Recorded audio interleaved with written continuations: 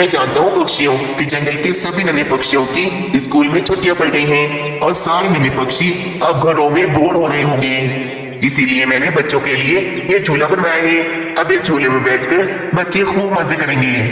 और अच्छी बात तो ये है कि इस झूले के बराबर में तो देखो सेब का कितना बड़ा पेड़ है। अगर नन्हे पक्षियों को भूख लगेगी तो ये सेब खा लेंगे। वे सेब का पेड़ था तो काफी बड़ा और उस पेड़ के अंदर एक बड़ा सा सुराख था। अरे वाह मिठू महाराज, ये झूला तो वाकई बहुत अच्छा है। बहुत मजा आएगा इस झूले पर। इस झूले की वजह से तो अब बच्चे मेले में जाने की भी जिद नहीं करेंगे। हाँ हाँ, मेरा राजू कौवा तो इस झूले को देखकर पागल ही हो जाएगा। महाराज आपको बहुत बहुत धन्यवाद। हाँ महाराज, वाकई में आप एक अच्छे महाराज हो जो हम जैसे गरीब पक्षियों के बारे में इतना सोचते हो। इसमें मेरा कोई कमाल नहीं, तुम सब पक्षी मेरी जिम्मेदारी हो। मैं महाराज हूँ इस जंगल का और नन्हे पक्षियों को इस झोले में बैठा दी मुझे बहुत ज्यादा खुशी होगी। ये कहकर मिट्टू महाराज अपने महल चले जाते हैं। वे सारे पक्षी भी अपने अपने बच्चों को लेने घर चले जाते हैं। राजू बेटा चलिए चलो मेरे साथ, मुझे तुम्हें कुछ दिखाना है। बाबा बाबा मुझे नहीं करनी जंगल की सैर, मैं थक गया हूँ, मुझे बैठने दो घर में आराम से। जंगल की सैर कराने नहीं ले जा रहा तो मेरे साथ तो चलो। क्या बात है राजू, आवाज नहीं आ रही बाबा की? बुला रहे हैं ना वो, चलो जाओ इनके साथ। कालू कौवा राजू कौवे को लेकर अपने साथ उस झूले के पास चला जाता है। दोस्तों, अगर आप सबने इस कहानी को अभी तक लाइक नहीं किया तो जल्दी से कर लें, क्योंकि ये कहानी आगे और भी ज्यादा इंटरेस्टिंग होने वाली है। अरे मानो सोनू चिड़िया, क्या बात है, आप दोनों इतने उदास क्यों बैठे हो? तो क्या करें मम्मा, हम जब से हमारी स्कूल की छुट्टियां हुई हैं, मैं और सोनू चिड़िया तो बहुत ज्यादा बोर होने लगे हैं। चलो मेरे बच्चों मेरे साथ चलो तुम दोनों, मुझे तुम दोनों को कुछ दिखाना है। बस मीनू चिड़िया भी अपने दोनों बच्चों को लेकर झूले के पास चली जाती है। अब सारे पक्षी झूला दिखाने के लिए अपने अपने बच्चों को लेकर आ जाते हैं। झूला, वाह मम्मा ये झूला तो बहुत अच्छा है। बाबा बाबा मैं तो अब घर में आऊंगा ही नहीं, सारा सारा दिन इस झूले में ही बैठा रहूंगा। बड़े झूले को देखकर तो सारे बच्चे बहुत ज्यादा खुश हो जाते हैं। और अब बारी बारी में बच्चे झूला झूल रहे थे और उन बच्चों को बहुत ज्यादा मजा आ रहा था। अब रोजाना सुबह होते ही वे नन्हे पक्षी झूला झूलने के लिए निकल जाते थे। और जब उन्हें भूख लगती थी तो वे पास वाले सेब के पेड़ पर आकर सेब खाकर अपना पेट भर लेते थे। फिर एक रात बाजू चील मिट्टू महाराज के सैनिकों से छुपकर जंगल में घुस आई थी। बाजू चील जंगल में कहीं छुपने की जगह ढूंढ रही थी, तभी उसे बे सेब का पेड़ दिखता है जिसमें बड़ा सा सुराख था। ये देखकर बाजू चील उस बड़े सेब के पेड़ के अंदर आकर ही छुप जाती है। नन्ही बुलबुल सेब खाकर झूले पर आती है और झूला झूलने लगती है। जैसे ही वे झूले से फिसलती फिसलती झूले के अंदर जाती है तो बाजू चील उसे अंदर ही पकड़ लेती है। चलो पहला शिकार तो मिल गया, चलिए सेब से खाकर अपना पेट भरती हूँ। बाजू चील जरा सी भी देरी नहीं करती और फौरन से नन्ही बुलबुल को मारकर उसे खाने लगती है। और फिर दोबारा से पक्षियों से छुपकर ये उस सुराख वाले पेड़ में आकर छुप जाती है। अब भी रात हो गई थी। ये सारे बच्चे झूला झूलकर अब अपने अपने घरों को चले जाते हैं। सारे नन्हे पक्षी तो झूला झूलकर अपने अपने घरों को आ गए, पर मेरी छोटी वाली बेटी कहाँ है? वो तो अभी तक नहीं आई। मम्मा मैंने तो उसे काफी देर तक ढूंढा पर न जाने भी कहाँ चली गई। चिंता न करो बुलबुल बहन, जरूर तुम्हारी बेटी रास्ता भूल गई होगी। देखना कल सुबह तक तो वे वापस आ जाएगी।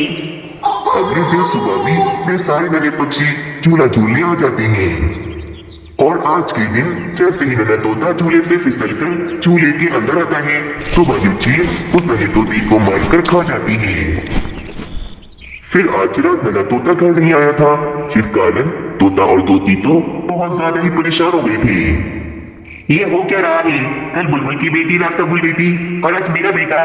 पर मेरा बेटा तो बहुत होशियार है, वे रास्ता तो नहीं भूल सकता। पर अगर वे रास्ता नहीं भूला तो वे गया तो कहाँ गया? अब तक घर क्यों नहीं आया वापस? पक्षियों, कहीं हमारे जंगल में सांप या फिर बाजू चील तो नहीं घुस आई जो हमारे बच्चों को छुप छुप कर खा रही हो? नहीं कालू कौवे, हमारे जंगल में बाजू चील या सांप तो आ ही नहीं सकता, क्योंकि जंगल के चारों तरफ मिट्टू महाराज के सैनिक खड़े हैं। उनके होते हुए तो ऐसा हो ही नहीं सकता। वे सारे पक्षी बाजू चील वाली बात पर ज्यादा गौर नहीं देते और फिर अगले दिन भी वे सारे पक्षी झूला झूलने के लिए आ जाते हैं। और आज रात फिर से कोई बच्चा गायब होता है। कैसे भाई हो तुम अनुचरी? अपनी छोटी बहन का ख्याल न रख सके, कहाँ चली गई हो? अब मैं उसे कहाँ ढूंढूंगी? मम्मा, मैं तो झूला झूल रहा था, अचानक से चिड़िया न जाने कहाँ गायब हो गई, मुझे तो पता नहीं चला। बाजू चील तो झूले में छुपने की वजह से अब तक काफी सारे नन्हे पक्षियों को खा चुकी थी। उसका तो बस यही काम था, दिन भर भी झूले के अंदर छुपकर बच्चों को खाती थी और रात को आकर वे उस सेब के पेड़ के अंदर छुप जाती थी। बेचारी मीनू चिड़िया अपनी बेटी के वापस न आने की वजह से बहुत ज्यादा परेशान थी और सारी रात वे इसी बारे में सोचती रहती है। यही सोचते सोचते मीनू चिड़िया की आग लग जाती है और आज रात में एक सपना दिखती है। चलो अनुचरी, आज मैं भी तुम्हारे साथ झूला झूलने आ रही हूँ। ऐसा बोलकर मीनू चिड़िया मानो चिड़े के साथ झूला झूलने चली जाती है। तभी जब मानो चिड़ा झूले से फिसलता हुआ अंदर जाता है तो मीनू चिड़िया देखती है कि कोई कपड़े में छुपा हुआ था और उसके हाथ में एक बड़ा चाकू भी था, जिस चाकू से वे मानो चिड़े को मार डालता है। तभी इतना भयानक सपना देखकर मीनू चिड़िया की फौरन से आंख खुल जाती है। हाय ये कैसा सपना था? मेरा मन चिड़ा, जरूर जरूर झूले में ही कुछ है जो हमारे बच्चों को मार रहा है। बस रात ढलती है और सुबह जाती है और सुबह सवेरे ही मीनू चिड़िया सब पक्षियों को अपना सपना सुनाती है। पक्षियों, मुझे लगता है उस झूले में बाजू चील या कोई सांप छुपा हुआ है जो हमारे बच्चों को छुप छुप कर खा रहा है। क्योंकि मुझे पता है पक्षियों, मेरा सपना कभी गलत नहीं हो सकता। सर उस झूले में कुछ तो है ऐसा। तो अब हम ऐसा क्या करें? जो झूले में छुपा बैठा है हम उसे बाहर कैसे निकालेंगे? उस झूले में जो कोई छुपा है वो जरूर हमसे ताकतवर है, इसीलिए हम तो कुछ नहीं कर सकते।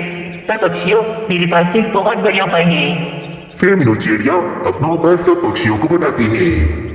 तो ठीक है मीनू चिड़िया, तुम्हारे उपाय के अनुसार कोई भी बच्चा आज उस झूले में नहीं जाएगा। घर पर आकर मीनू चिड़िया शरू चिड़िया की गुड़िया में एक बॉम्ब बांध देती है और वे बॉम्ब वाली गुड़िया लेकर फौरन उस झूले के पास चली जाती है।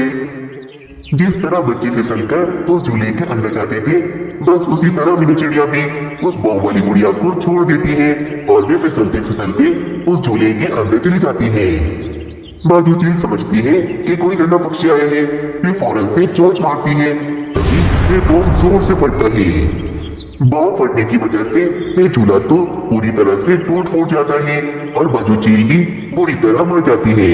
बस बॉम्ब की आवाज सुनकर वे सारे पक्षी ये देखने फौरन से वहां पर आते हैं। ये देखो भाई, बाजू चील की लाश। इस दुष्ट चील ने अब तक न जाने कितने मासूम बच्चों को मार कर खा लिया। पर कालू कौवे, इस बाजू चील को बिल्कुल ठीक सजा मिली है। हमने इससे अपने बच्चों का बदला ले लिया। बाजू चील के मरने की वजह से अब जंगल में दोबारा से सब कुछ ठीक हो जाता है। देखो रानी, आज मैं कितना ज्यादा कमा कर लाया हूँ। आज मैंने पक्षियों को 2 मजबूत घर बनाकर बेचे हैं। अरे वाह भाई, ये तो आपका लकड़ियों का कारोबार बहुत अच्छा चल रहा है। मैं तो कहती हूँ आप बस लगे रहे इसी काम में। कालू कौवा जंगल की फालतू पेड़ जिस पर किसी पक्षी का घोंसला नहीं था, वे काट कर पक्षियों को घर बनाकर देता था और इस तरह कालू कौवे का काफी मुनाफा हो जाता था। एक दिन कबूतर कालू कौवे के पास कालू कौवे के घर में आता है। कालू कौवे, तुम मुझे मजबूत लकड़ियों का घर बना कर दो। जो दाम बोलोगे वो मैं तुम्हें देने को तैयार हूँ। हाँ हाँ, क्यों नहीं भाई, मैं तुम्हारे लिए भी मजबूत लकड़ियों का घर बना दूंगा। ठीक है कालू कौवे, पर हाँ, पैसे मैं तुम्हें घर बनने के बाद ही दूंगा। नहीं नहीं कबूतर, पैसे तो तुम्हें अभी ही देने पड़ेंगे, क्योंकि ये मेरा उसूल है। पैसे पहले काम बाद में। क्या कालू कौवे, क्या तुम्हें मुझ पर भरोसा नहीं है? तुम मुझे जानते नहीं कि मैं कितने सालों से जंगल में रह रहा हूँ। क्यों कबूतर, क्या तुम हमारी फूफी के बेटे हो? पैसे तो तुम्हें अभी ही देने पड़ेंगे। कबूतर कालू कौवे को पैसे देकर वहां से चला जाता है। भोजन तो आपने कर लिया है, अब बस आप सो जाए आराम से। वैसे भी कल सुबह आपको जल्दी उठकर कबूतर का घर बनाना है। सुबह होते ही कालू कौवा जंगल में एक बड़े पेड़ को काट देता है और उस पेड़ की लकड़ियों से कबूतर का घर बनाना शुरू कर देता है। बताओ बताओ कबूतर, तुम्हें अपना घर कैसा लगा? घर तो बहुत अच्छा है कालू कौवे, पर ये बताओ इसमें बारिश का पानी तो नहीं आएगा ना? अगर बारिश की एक बूंद भी घर के अंदर आ जाए तो मुझसे आकर पैसे वापस ले जाना। ये कालू लकड़हारे का काम है, इतना कच्चा काम नहीं करता मैं। कालू कौवा कबूतर का घर बनाकर अपने घर पर चला जाता है। कालू जी, क्या हुआ आपको? आपके चेहरे पर बाल क्यों बचे हुए हैं? रानी, नजर लग गई मेरे कान पर किसी पक्षी की। क्यों क्यों क्या क्यों क्यों क्या हो गया कालू जी? कल तक तो काम बहुत अच्छा चल रहा था, तो आज क्या हो गया? मैंने पूरा जंगल ढूंढ लिया, परंतु अब मुझे इस जंगल में कोई भी फालतू पेड़ नहीं मिलता जिसको काट कर मैं पक्षियों को घर बनाकर दूं। कुछ पेड़ ऐसे हैं जिन पर पक्षियों ने अपने घोंसले बनाए हुए हैं और बाकी के पेड़ पक्षियों ने खरीद कर रखे हुए हैं। मैं क्या करूं रानी? अगर मुझे पेड़ ही नहीं मिले तो मैं पक्षियों को घर कैसे बनाकर दूंगा? ये तो बहुत बड़ी समस्या हो गई। अब तो हमारे पास एक ही हल है कि आप शहर जाकर कम दामों में लकड़ियां खरीद कर लाएं और फिर अपना व्यापार दोबारा से शुरू करें। नहीं रानी, मुफ्त लकड़ियों में जो मुनाफा मिलता है उतना मुनाफा नहीं होगा मेरा, और मुझे तो बहुत ज्यादा पैसे कमाने हैं। बस अब मैंने सोच लिया है कि मैं रात को जब सब पक्षी सो जाएंगे तो पक्षियों के खेतों से जाकर उनके पेड़ काट लूंगा। इस तरह किसी पक्षी को पता भी नहीं चलेगा और मेरा धंधा चलता ही रहेगा। हाँ, उपाय तो अच्छा है, मैं भी आपका साथ दूंगी। आप पेड़ काटना और मैं नजर रखूंगी। रात हो जाती है। मीनू चिड़िया अपने बाग में काम करके वापस अपने घर चली जाती है। कुछ देर बाद मीनू चिड़िया के बाग में लालची कौवा और कौवी लकड़ियों की तलाश में आ जाती हैं। वाह कालू जी, मीनू चिड़िया के बाग में तो बहुत सारे बड़े बड़े सेब के पेड़ हैं। चलें, अब आप अपना काम शुरू करें, मैं नजर रखती हूँ। रात के अंधेरे का फायदा उठाकर कालू कौवा उस पेड़ को काटने लगता है और पेड़ काट के उसकी सारी लकड़ियां अपने साथ ले जाता है।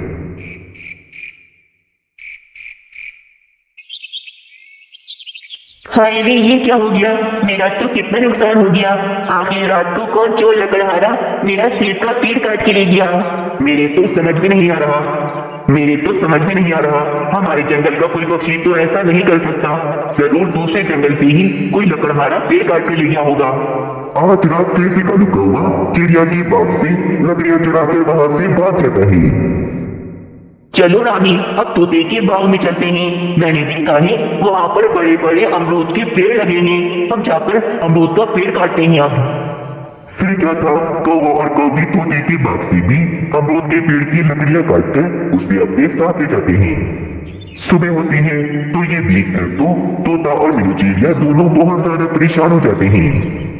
न जाने कौन दुष्ट है जो हमारे पेड़ काट रहा है। उसको पता नहीं कि हम पेड़ कितनी मुश्किलों से लगाते हैं और भी एक रात में ही हमारे पेड़ काट के ले जा रहा है। अगर इसी तरह हमारे बाग के सारे पेड़ कट गए तो हम क्या करेंगे? हमारा धंधा तो बंद हो जाएगा फिर। कालू कौवे की वजह से तोता और मीनू चिड़िया अब और ज्यादा परेशान हो गए थे। और वही कालू कौवा तो बहुत ज्यादा खुश हो रहा था क्योंकि कालू कौवे के पास अब लकड़ियों की कोई कमी नहीं थी। मेरा व्यापार दोबारा से चल पड़ा। देखो रानी, मेरा व्यापार दोबारा से चल पड़ा। देखो मेरा मुनाफा और भी ज्यादा होने लगा है। अब कालू कौवे की लालच तो अब और भी ज्यादा बढ़ती ही चली जा रही थी। अब एक दिन कालू कौवे के पास उल्लू सेठ आते हैं। काफी तारीफें सुनी है मैंने तुम्हारी कि तुम बहुत मजबूत घर बनाते हो, इसीलिए मैं भी तुम्हारे पास चला आया। कालू कौवे, मुझे अपने लिए एक बड़ा सा घर बनाना है और वो भी बहुत मजबूत।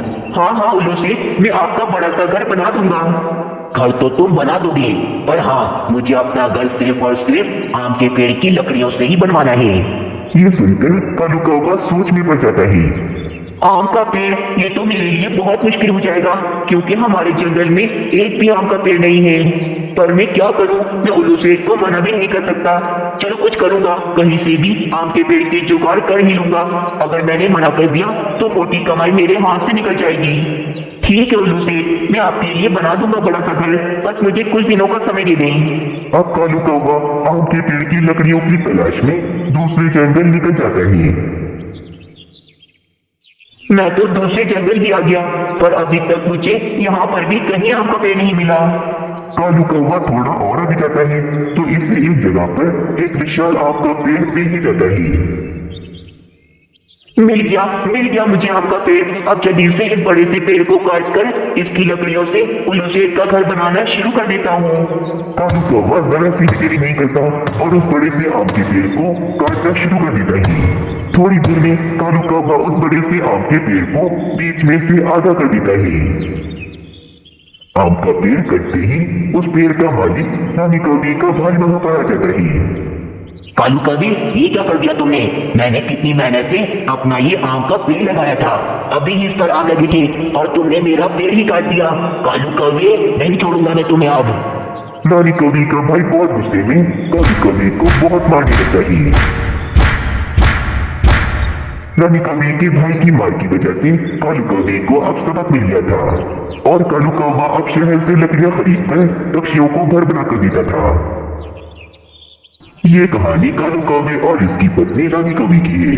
कालू कौवा काफी गरीब था, वे अमीर होना चाहता था परंतु वे कुछ नहीं कर पा रहा था। कालू जी, शादी से पहले तो मेरे भाई ने मुझे किसी चीज की कोई कमी नहीं होनी दी, जो चाहती थी वो खाती थी, पैसों की तो कोई चिंता ही नहीं थी मुझे। परंतु जब से आपसे मेरी शादी हुई है, आपने तो मेरी जिंदगी ही बर्बाद कर दी। रानी, अब बस भी करो। शादी से पहले मैं जो भी कमाता था वो खुद पर उड़ाता था और बहुत ज्यादा खुश था मैं। हाँ हाँ भाई, सारी गलती तो मेरी है ना, मैं चली जाती हूँ वापस अपने भाई के घर। और अरे रानी, ये तुम कैसी बातें कर रही हो?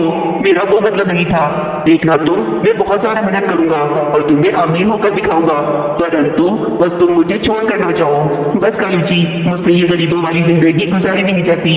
आप बस जल्द से जल्द अच्छे खासे पैसे कमाना शुरू करें, वही ना मैं आपको छोड़कर चली जाऊंगी। बस अब कालू कौवा तो हर समय काफी ज्यादा परेशान होने लगा था। काश कोई ऐसी लॉटरी हाथ लग जाए जिससे मैं खुद ब खुद अमीर हो जाऊं और मेरे मजे आ जाए। तभी वहां पर मीनू चिड़िया आती है। क्या बात है कालू कवि, इतनी गर्मी में इस पेड़ पर क्यों बैठे हो? क्या बताऊं मीनू चिड़िया, मैं बस अमीर होना चाहता हूँ और तुम तो जानती हो ना कि अमीर होना कितना मुश्किल है। हाँ, तुम ठीक कह रहे हो, परंतु अगर तुम कोई कारोबार कर लो तो तुम अमीर हो सकती हो। मीनू चिड़िया, कारोबार के लिए भी पैसे चाहिए जो कि मेरे पास है ही नहीं। अरे तो ये कौन सी मुश्किल वाली बात है? उल्लू सेठ से तुम पैसे उधार पर मांग लो और फिर जब तुम्हारे पास आ जाए तो तुम उन्हें लौटा देना। नहीं नहीं मीनू चिड़िया, इस बढ़ती हुई गर्मी में मैं कारोबार चलाने की मेहनत नहीं कर सकता। देखो भाई, मेहनत के बिना तो तुम कभी अमीर नहीं हो सकती। अब तुम देख लो तुम्हें मेहनत करनी है या फिर नहीं। ये कहकर मीनू चिड़िया वहां से चली जाती है। इसी जंगल में नए बबलू कौवा और इसकी बहन सोनी कौवी रहने आती हैं। अगले दिन ही वे दोनों बहन भाई जंगल के सारे पक्षियों को जमा करके ऐलान करते हैं। सुनो सुनो जंगल के पक्षियों, जैसे कि आप सब जानते हैं कि मैं और मेरी बहन सोनी कवि इस जंगल में नए रहने आए हैं। मेरे पास पैसों की कोई कमी नहीं, इसीलिए मैं अपनी बहन की शादी करवाना चाहता हूँ और मैं अपनी बहन को जहेज में एक बड़ा सा घर और सब्जियों का खेत दूंगा। अरे वाह, ये कौवा तो अमीर होने की लॉटरी है। अगर मेरी इस सोनी कवि से शादी हो जाए तो मेरा तो अमीर होने का सपना पूरा हो जाएगा और रानी कवि भी मुझे कभी छोड़कर नहीं जाएगी।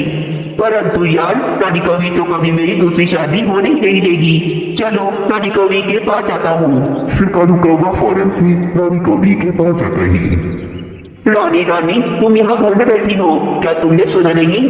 क्या कालू जी, मैंने क्या नहीं सुना? रानी, हमारे जंगल में दो नए पक्षी आए हैं, बबलू कौवा और उसकी बहन सोनी कवि। बबलू कवि ने ऐलान किया है कि वे अपनी बहन सोनी कवि को जहेज में एक बड़ा सा घर और एक सब्जियों का बड़ा सा खेत देगा। अब जो कौवा भी सोनी कवि से शादी करेगा उसकी तो जिंदगी ही बदल जाएगी। मैं सोच रहा हूँ क्यों ना मैं ही सोनी कवि से शादी कर लूँ ताकि मैं बहुत ज्यादा अमीर हो जाऊँ। क्या दूसरी शादी? कालू जी, कभी नहीं। अगर आपने दूसरी शादी कर ली तो मैं अपने भैया के पास चली जाऊंगी और आपको अपने भैया से बहुत मार पिटवाऊंगी। अगर मैं सोनी कवि से शादी कर लूंगा तो वे बड़ा सा घर और वे सब्जियों का खेत मेरा हो जाएगा और शादी के बाद तो ये सब कुछ मैं अपने नाम करवा लूंगा और उसके बाद मैं सोनी कवि को छोड़ दूंगा। फिर सब कुछ हमारा होगा, हम आराम से अमीरी की जिंदगी गुजारेंगे। क्या सच कालू जी, ऐसा हो सकता है? तो ठीक है भाई, मैं आपकी दूसरी शादी करवाने के लिए तैयार हूँ। वाह रानी, ये हुई ना कोई बात। अब देखो हमारे दिन फिरने वाले हैं। फिर रानी कौवी और कालू कौवा फौरन बबलू कौवे के घर पर जाते हैं। बबलू भाई, मैंने आपका ऐलान सुना और मुझे सोनी कवि बहुत पसंद आई। बबलू भाई, ये मेरे पति कालू जी हैं। मैं चाहती हूँ कि मेरे पति कालू जी की शादी आपकी बहन सोनी कवि से हो जाए ताकि हमारा भला हो जाए। क्या क्या मतलब आपका? मेरी पत्नी का मतलब है कि मैं आपकी बहन से शादी कर लूं ताकि आपका भी भला हो जाए। अच्छा, ऐसी बात है। सोनी कवि, क्या तुम कालू कवि से शादी कर लोगी? जी जी भाई, आपकी बात सर आंखों पर। मैं कालू कवि से शादी करने के लिए तैयार हूँ। हाँ भाई, तो फिर ठीक हो गया। अब हम सोनी कवि और कालू कवि की जल्द ही शादी करवा देंगे। अच्छा बबलू भाई, जहेज तो आप शादी वाले दिन ही देंगे ना? नहीं नहीं कालू कवि, जहेज में शादी के एक दिन बाद दूंगा। ये बात सुनकर कालू कौवा और रानी कौवी खुश हो जाते हैं और खुशी खुशी लालच में वहां से चले जाते हैं। जब सारे पक्षियों को ये बात पता लगती है तो सारे पक्षी तो हैरान रह जाते हैं। मैं जानती हूँ कि कालू कौवा सिर्फ अमीर होने के लिए सोनी कौवी से शादी कर रहा है, वरना उसे दूसरी शादी करने की क्या जरूरत है। हाँ हाँ मीनू चिड़िया, देखो तो जरा, रानी कौवी भी लालच के चक्कर में अपने पति की दूसरी शादी करवा रही है। अगले दिन शादी की सारी सजावट हो जाती है। सोनी कौवी दुल्हन पर जाती है। कालू कौवा तो आज बड़ा ही खुश नजर आ रहा था। कालू जी ज्यादा खुश मत हो, याद है ना आपको अपना वादा कि शादी के बाद घर और भी खेत अपने नाम करके आप सोनी कौवी को छोड़ देंगे। हाँ हाँ रानी, मुझे सब याद है। सोनी कौवी सिर्फ और सिर्फ मेरे लिए अमीर होने की एक लॉटरी है। अब बस ये बातें मत करो वरना कोई सुन लेगा। अरे वाह वाह, तुम्हारी तो लॉटरी लगी कालू कौवी, क्या किस्मत पाई है तुमने। बस बस पक्षियों, मेरे पति के बारे में कोई बात नहीं करेगा। शादी में आई हो ना तो तमीज से रहो। बस फिर सोनी कौवी और कालू कौवे की शादी हो जाती है। शादी के अगले दिन ही कालू कौवा सोनी कौवी से कहता है, अरे सोनी कौवी, अपने भाई से कहो ना कि वे बड़ा सा घर और वे खेत मेरे नाम कर दे, ताकि हम उस बड़े से घर में जाकर आराम से रहें। इस घर में रह रहकर तो मैं कंटाल गया हूँ, मुझे अब बड़े से घर में जाकर रहना है। पति जी, मैं आपको एक सच बात बता रही हूँ, मेरे भाई ने जो भी ऐलान किया था वे सब झूठ था, ताकि मेरी शादी आपसे हो जाए। असल में बात यह है कि मैं और मेरा भाई बहुत ज्यादा गरीब है, जब तो मेरी शादी किसी भी कौवे से नहीं हो रही थी। इसीलिए मेरे भाई ने झूठ बोला ताकि मेरी शादी किसी न किसी कौवे से हो जाए, और देखे तो मेरी शादी आपसे हो गई। क्या? अरे नहीं नहीं, ऐसा नहीं हो सकता। सोनी कौवी, तुम मुझसे मजाक कर रही हो ना, है ना? अरे भाई छोड़ो ना मजाक को, अपने भाई से बोलो कि जल्दी से हमें भी बड़ा सा घर दे दे। पति जी, जो सच था मैंने आपको बता दिया, अब आपकी मर्जी है, यकीन करें या फिर नहीं। हाय रे, मैं तो लूट गया, बर्बाद हो गया। अरे भाई, तुमने मुझे इतना बड़ा धोखा दिया है। रानी, हमारे तो सारे सपने धरे के धरे रह गए। बस बहुत हो गया, अब तुम मेरे घर में नहीं रहोगी। चलो चलो, मेरे घर से फौरन चलती बनो। पति जी, अगर आपने मुझे घर से निकाला तो मैं आप पर इल्जाम लगाऊंगी और मिट्टू महाराज से जाकर कहूंगी कि शादी के पहले ही दिन आपने मुझे बहुत मारा और मुझे घर से निकाल दिया। फिर आपको पता लगेगा जब मिट्टू महाराज आपको लंबी सजा सुना देंगे। अरे बाप रे बाप रानी, ये मैं कहाँ फंस गया, अब मैं क्या करूं? बस कालू जी, ये सब कुछ सिर्फ और सिर्फ आपकी वजह से हुआ है। अगर आप मेहनत करके कोई अपना कारोबार कर लेते तो आज ये नौबत ना आती। लेकिन आपको तो लॉटरी खेलनी थी ना, खेल लिया आपने लॉटरी, मजा आ गया आपको। कालू जी, मुझे तो बहुत ज्यादा गुस्सा आ रहा है आप पर, अब तो मैं आपको नहीं छोड़ूंगी। और पति जी, मैं भी आपको नहीं छोड़ूंगी। आप मुझे घर से निकालना चाहते हो ना? फिर कालू कौवे की दोनों पत्नियां मिलकर कालू कौवे को डंडे से मारने लगती हैं। अरे अरे, मुझे बचाओ, कोई मुझे बचाओ, ये मैं कहाँ फंस गया? अब तो मेरी दोनों बच्चियां मुझे मार रही हैं। अगले दिन सुबह कालू कौवे की दोनों पत्नियां कालू कौवे को कुछ ज्यादा ही जल्दी उठा देती हैं। अरे भाई, मुझे इतनी सुबह सुबह क्यों उठा दिया है? पता है ना कि मैं देर से उठता हूँ। हाँ कालू जी, देर से उठते थे आप, परंतु अब नहीं। अब आप रोज सुबह जल्दी उठेंगे और हम दोनों के लिए भोजन जमा कर लाएंगे। मेहनत कल वाली मार तो आपको याद ही होगी ना। चलो चलो पति जी, अब जल्दी से भोजन ढूंढ कर लाओ, बहुत भूख लगी है मुझे। फिर कालू कौवा सुबह ही सुबह भोजन की तलाश में निकल जाता है। अब तो कालू कौवे को अपनी दोनों पत्नियों के लिए भोजन ढूंढना था। अब इस तरह कालू कौवे को अपनी आलसीपन की सजा मिल जाती है। दोस्तों, अगर आप सबको ये कहानी अच्छी लगी हो तो हमें कमेंट में जरूर बताएं, क्योंकि हमें आपकी कमेंट का बेसब्री से इंतजार रहता है।